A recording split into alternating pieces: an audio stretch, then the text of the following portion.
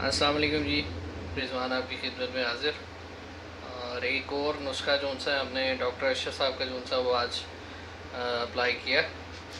तो ये है जी सलाइन इलेक्ट्री बकरों के खांसी की दवाई।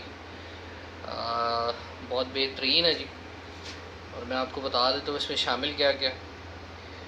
इसमें 30 ग्राम कलमी शोरा है हमने लिया, और नौशादर 30 ग्राम है, अलसी 125 ग्राम है, और मलट्ठी 125 ग्राम है, और इसमें फिर गुड़ का शीरा जो सा है वो हमने ऐड किया।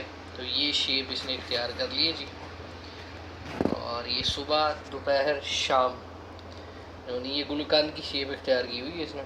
सुबह दोपहर शाम बकरे को जो सी है जिसको खांसी उसको आपने ये चटानी है, और जिसको खांसी नहीं भी उसको भी चटा सकते हैं। निज़ाम तनफ़ुस के लिए बहुत अच्छी चीज़ है।